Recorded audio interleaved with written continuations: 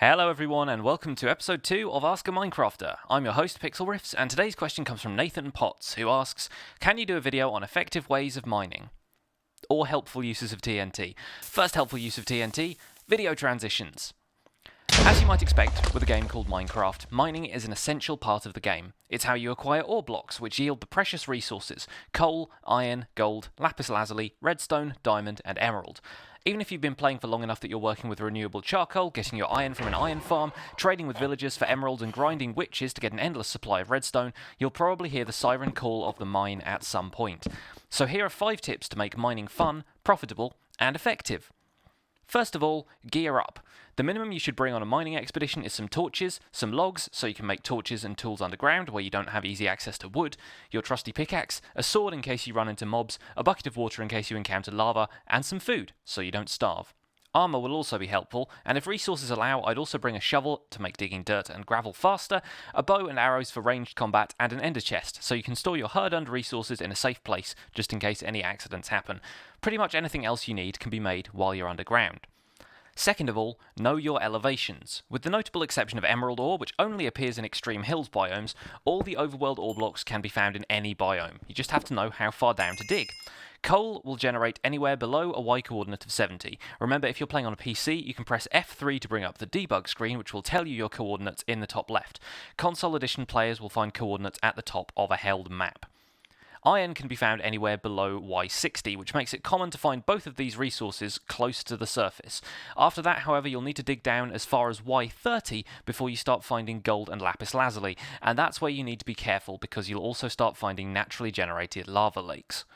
Diamond and redstone generate anywhere below Y15, and around Y4 or 5 you'll start encountering bedrock, which you can't break at all.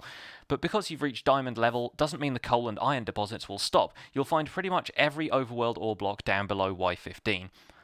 Most Minecrafters agree that Y11 is the best level to mine at, because that's where lava lakes will generate at floor level, so you can just pour water over the lava to turn it into obsidian and keep on digging, without having to worry about lava pouring out of the walls or falling onto you from above.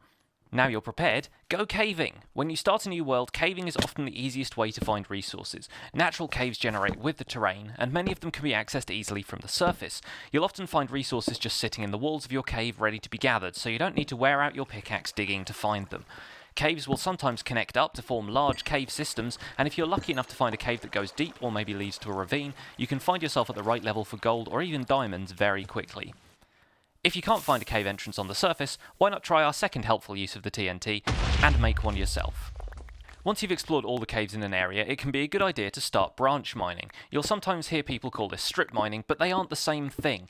Branch mines usually involve digging long tunnels deep underground and then branching off these tunnels on either side to look for pockets of resources.